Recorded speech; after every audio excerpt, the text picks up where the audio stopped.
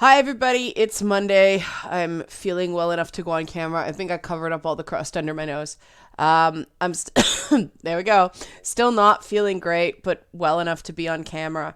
Um, Not what I'm talking about today. I want to talk about Mortal Kombat and the Revenant Jade reveal. And some people who watch my channel know that benevolent sexism is one of those things I talk about a lot. Benevolent sexism being the type of sexism that reinforces an apparently positive sex role binary of men are strong and women are kind.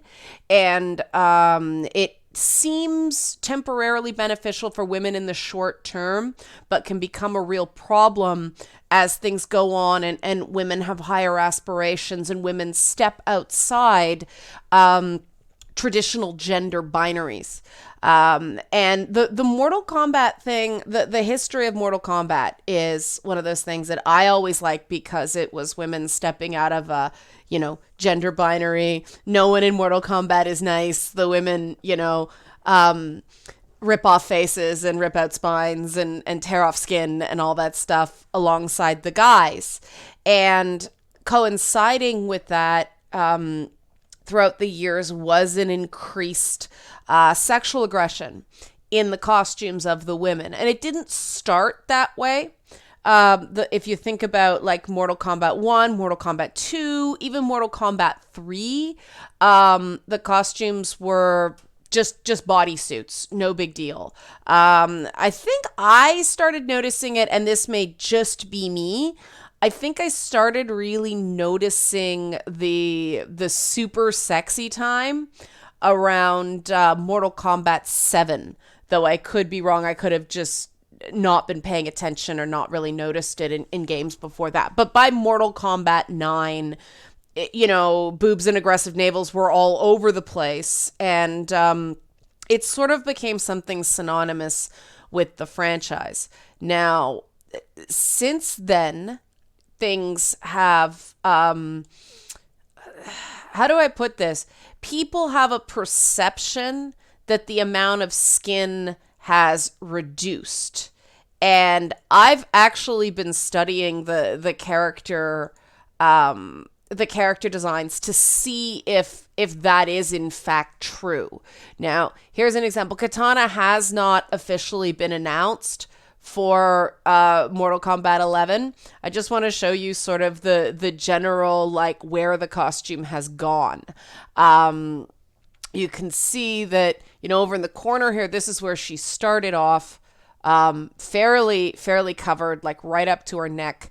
By the end, she started looking like, sort of a cheerleader outfit with killer fans. And then the costume became this. This is her most recent costume, which I think didn't come on Katana. Okay, there you go. It's pretty small, but I don't know if you guys can see it. I think it's still pretty sexy. There's a lot of skin showing. It's just less painted on, and the women's costumes sort of don't have a theme. Like there were, the women's costumes were sort of very similar. Granted, the men's ninja costumes were very similar. I don't know. I don't think that the Mortal Kombat costumes have been desexualized as much as some people have said. Now, clearly there is still a stepping back of the sexy time in the women's costumes. And this came to something of a head, pardon the pun, last week when they revealed Revenant Jade as a playable character. Now, the controversy surround Jade isn't just whether she's sexy enough or not. The question is whether people should want basically a zombie to be sexy as is.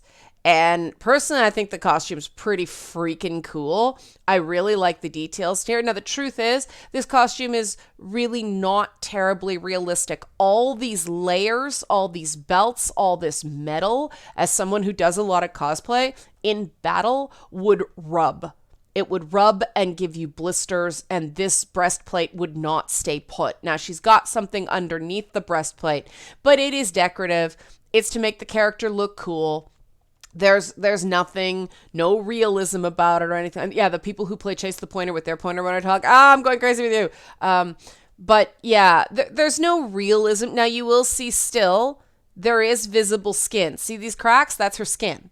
I do think it's kind of cool that she's got the ninja mask on that Scorpion and Sub-Zero also wear. I can't tell if on the legs here, if these are full, like, trousers, full tights or not. But I think it's a pretty cool costume. I think it's exciting. I think it's visually distinct. And, you know, it doesn't have the flow, the up and down flow that Kitana does. It also doesn't have like the bustier and muffin top pants that Melina does. And I think that one of the things I like about the redesigns of the Mortal Kombat costumes is that the women are looking more distinct. The costumes are showing off their characters more instead of just sort of being very close to each other than colors. I mean, if you don't know the history of Mortal Kombat, a lot of women were just palette swaps, meaning they took the same motion capture actor to keep the cost down, and instead of, you know, Kitana being blue, then Melina was purple, then Jade was green, and Tanya was yellow, and Scarlet was red, and, you know, it was just palette swap. It was just milking the most out of resources. They don't do that anymore. And so all the characters have become more distinct. Now, there has been most fans just went crazy, like I did, when Revenant Jade was announced as a playable character. You got stuff like this. Everybody stay calm. Woo, so exciting. Everybody's excited. Like, everybody's freaking out. Yay, yay, yay, yay. Like, that was pretty much the day it was announced. Everybody's like, yay, excited.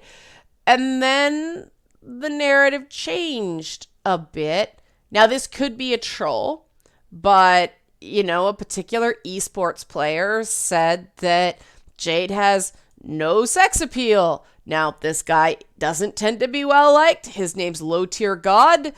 Ding, ding, ding. You know what you're going to get with a guy who calls himself Low Tier God.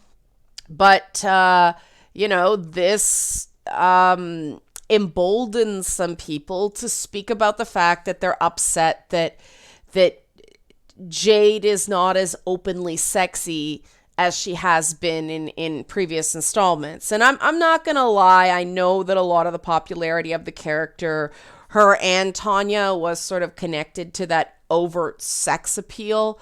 I'm not going to judge one way or another. I'm just sort of saying that there's a precedent for both in Mortal Kombat.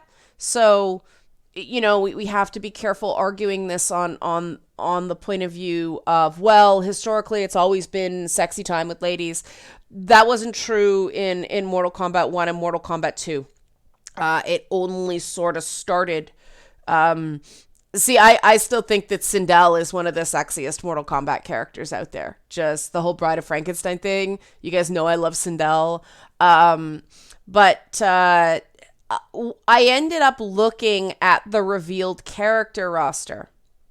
And before this, I'm like, I don't really mind that the characters are less sexy, you know, whatever. That's not why I play the game. I still think they're really pretty. It's awesome. Yay, Mortal Kombat, here go.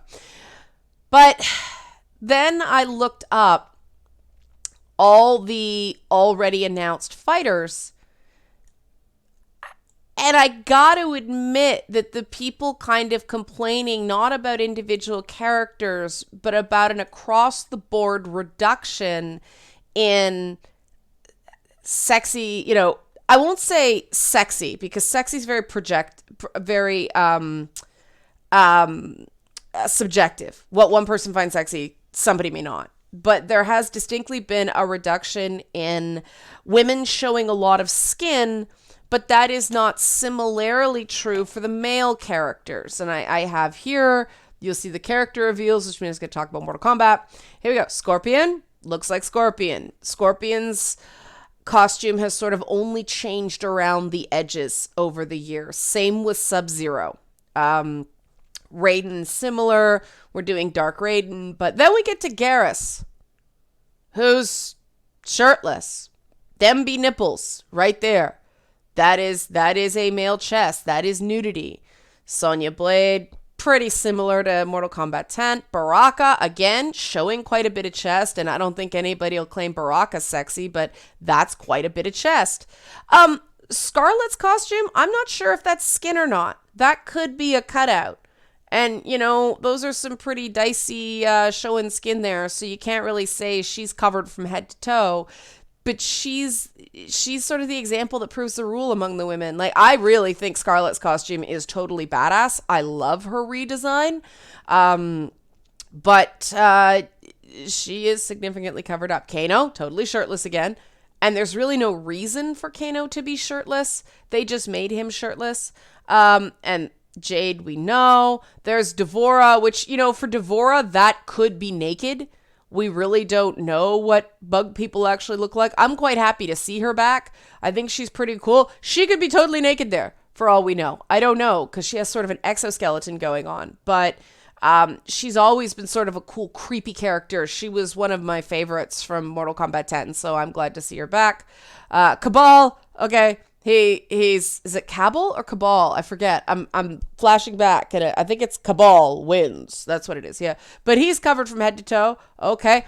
Shao Kahn showing chest, and when you go through the others, Liu Kang has always been shirtless. So there is definitely much more male nudity than female nudity. It is sort of imbalanced. And that's fair to comment on. Not from a moral standpoint, but from I noticed they toned down the ladies, but not the men. That's not equal. That's not equality. And I do think that the people who are arguing that there should be, alternate costumes for people who want that should be an option. Now, why does any of this matter? You can go, big deal, it's just a game. Agreed. Game designers have the right to do anything they want. And I think nobody's sort of mad at NetherRealms for this. I think we can all agree. We all understand why they've made these decisions. They're trying to minimize the offense of the morality police, and they've sort of bought into this idea that nerfing the sexy time on female characters is going to bring in more women. I honestly cannot say that that's true based on the fact that shows made for women, Sex and the City, The Good Wife, all those shows, they're full of sex. There's sex every week. Women are not afraid of sex. Women are actually quite curious about sex. It's all in how it's done. But the average woman is not really concerned about nudity. It's more about, does it seem like an equal playing field? And unfortunately, because they may reveal alternate costumes and all this may be totally false alarm, but we definitely have, what is it? 1, 2, 3, 4 shirtless or partially shirtless male characters, and maybe we count Scarlet, maybe Devora, that looks mostly like skin, but okay, so Devora is the only one who's even like remotely, and she doesn't look human. So that is a difference. And, if you throw in characters like Liu Kang and Johnny Cage who've always been shirtless, why haven't they put shirts on? If the women have to put clothes on, why do the male characters not have to? Well, that's not the character. This is the problem. And this is where we get into discussion of benevolent sexism, that women are kind and therefore held to more scrutiny when it comes to certain things, and men are strong, meaning men get passes in some of these things, but are held to greater scrutiny in other areas, such as crime, such as violence, all that stuff.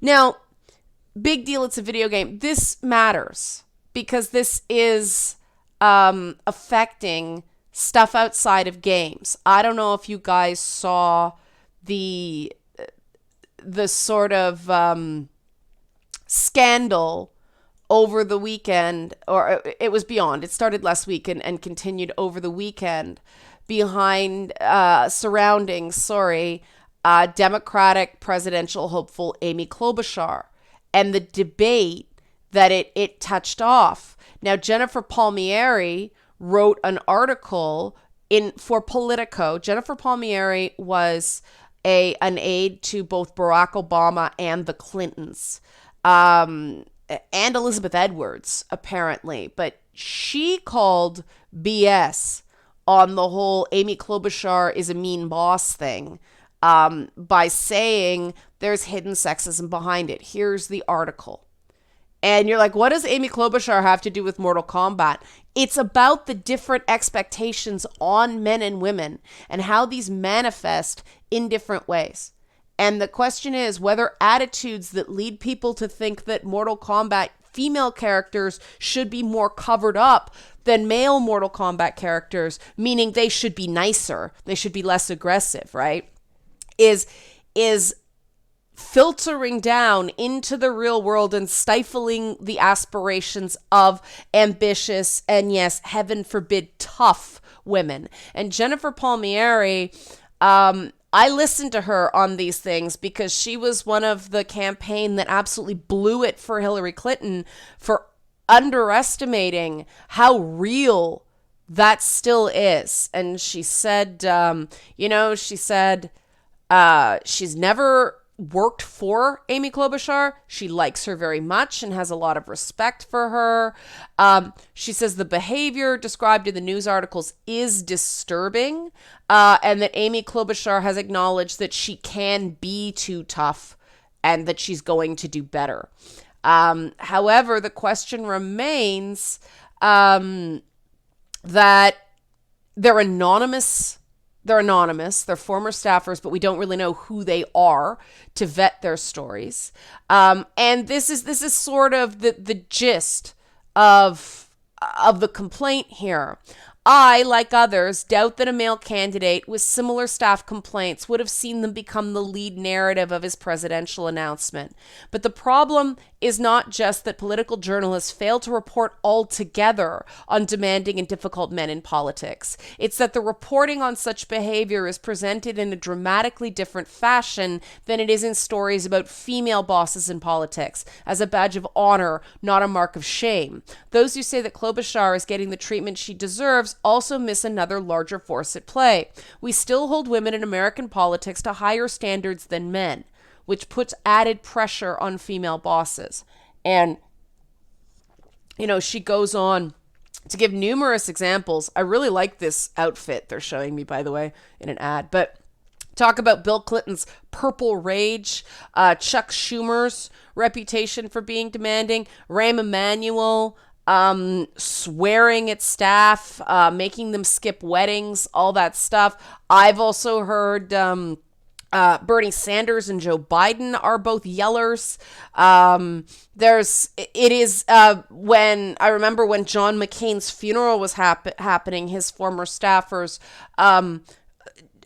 reminisced happily, like, those were the good old days, of that they would have to spend dinner every night was canned tuna because John McCain was too cheap to get proper food for his staff. Imagine working and only eating canned tuna for dinner night after night after night.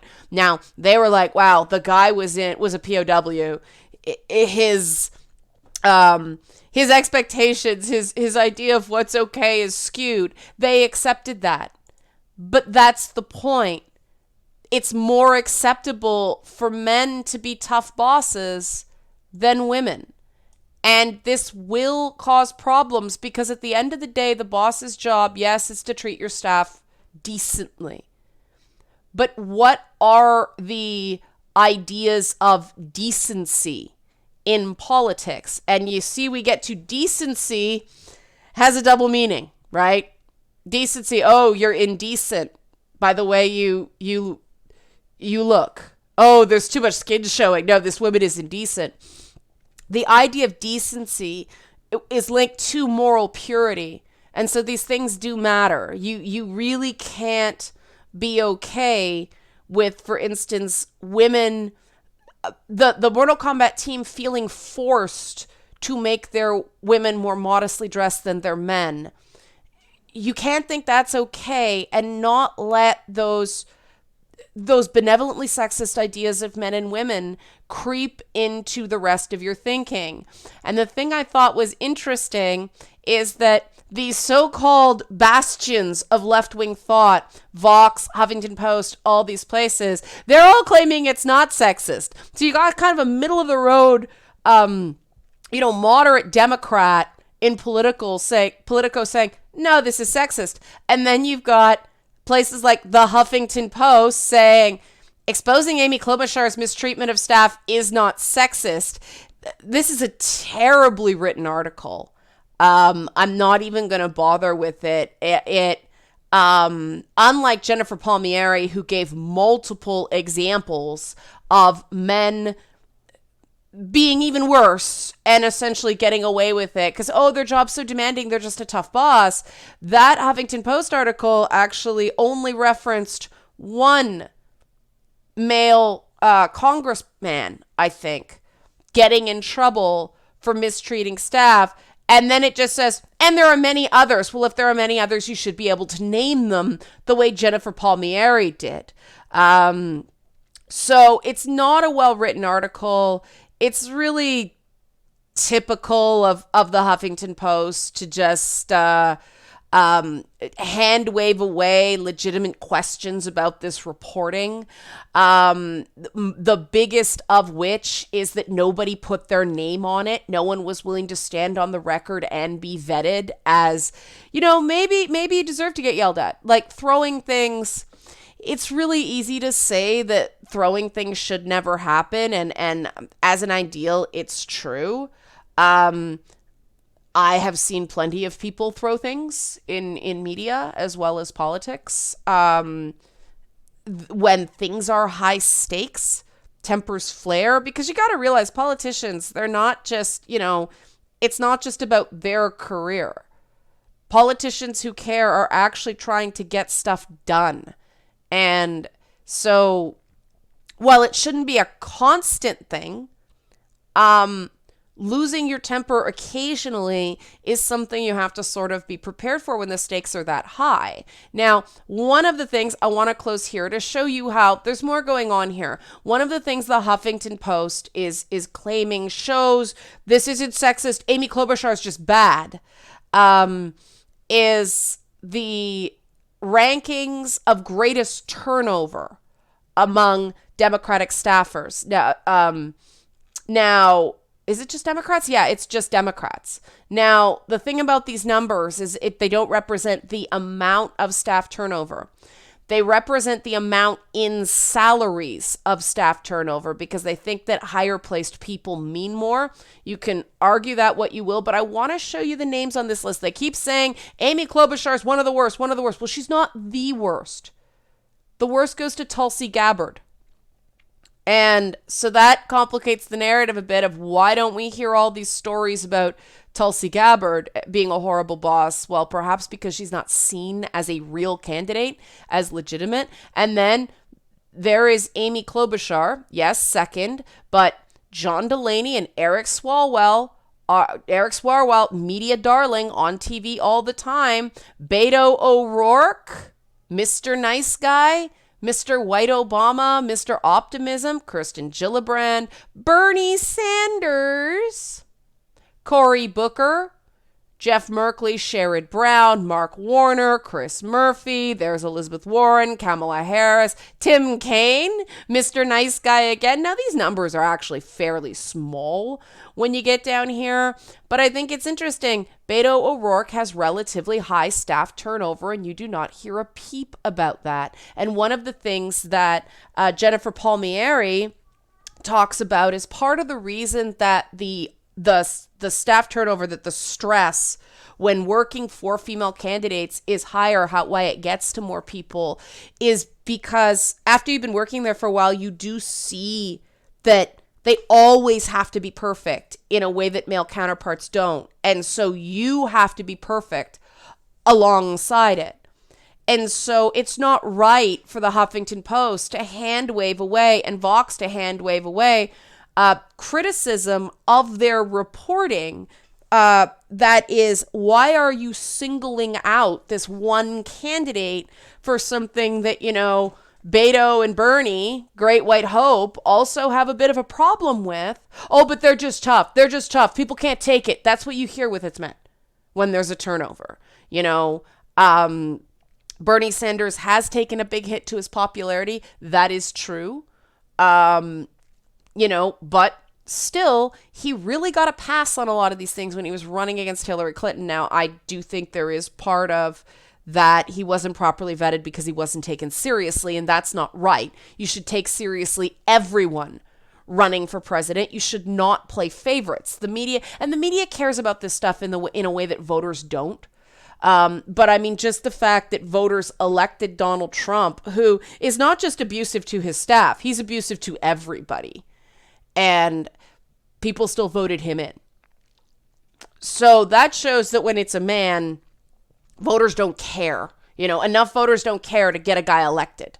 They don't care. That's not important. And what's interesting is the one you hear yelled at his staff is Bill Clinton, but Hillary Clinton's the one with the reputation for being so difficult and a battle axe and everything like that. And that goes back to these assumptions, these ingrained assumptions about men and women that also come up in the Mortal Kombat debate. That women should just be covered up. And if you're, I can't believe this actually became a thing.